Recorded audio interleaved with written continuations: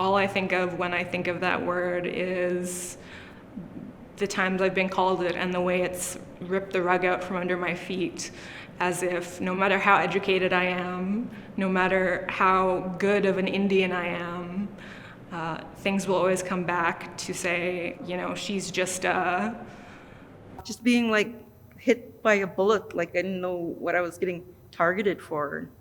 Just being like hit, like kind of like an ugly feeling. It was just so accepted. And it was so accepted that he felt it was okay for him to call me that. That it was something that he was supposed to do, almost like a rite of passage. If an Indigenous woman rejects you, you get to call her a squaw. If she pisses you off, you get to call her a squaw. That's kind of how I feel like that word just kind of got thrown around so easily. It came out of his mouth like as if he was calling my name.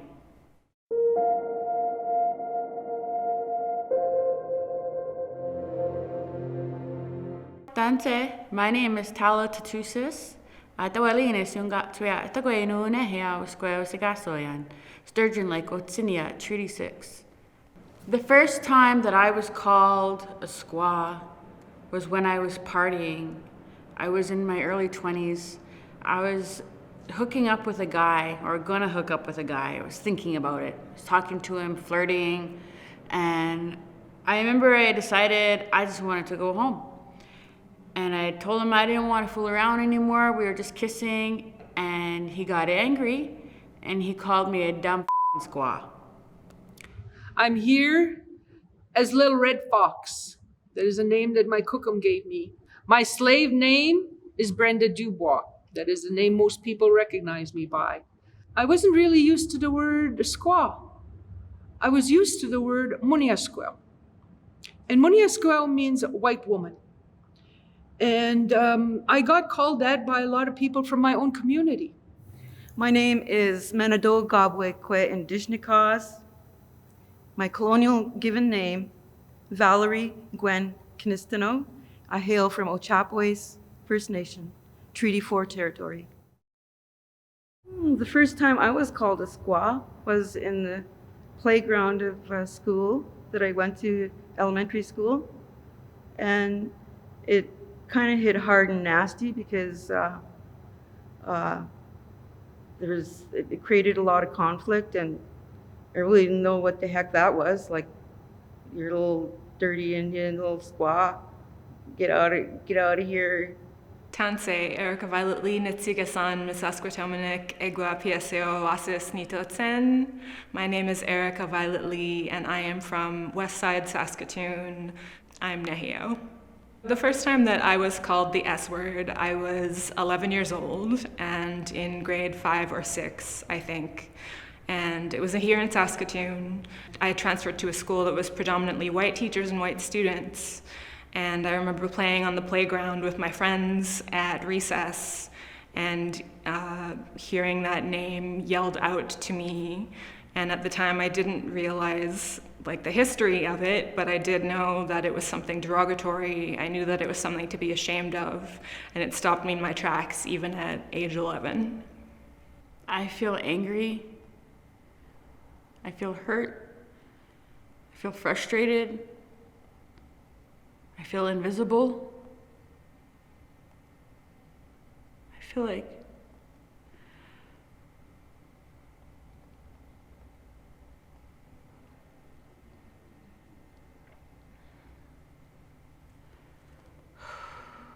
like I'm being smothered, all by the weight of a word.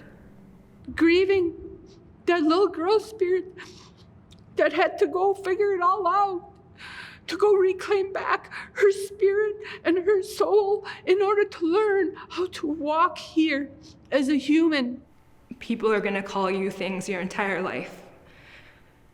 And this doesn't reflect anything on you. It reflects on them, and it reflects on the way that they were raised, and it reflects on the history of colonialism in this country. But it doesn't reflect on Indigenous women. How dare you? How dare you call me something that makes you feel bigger because you feel so low, because you feel like nothing. And I feel sorry for you, that you were raised to not know the worth of Indigenous women. I feel sorry for you, that you don't understand the power that we hold. And it's not even a power over, it's a power within.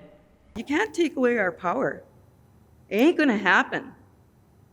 So you can send as many hateful emails calling, my niece a squaw, calling my cookum a squaw, but you ain't gonna take away our power, because we're Anishinaabe, and we're gonna teach you. You're gonna use that word, you're gonna use it in the proper context. Anishinaabe, Manado Gabwe, Indigenous. You will never take away our power. Didn't work then, it ain't gonna work now.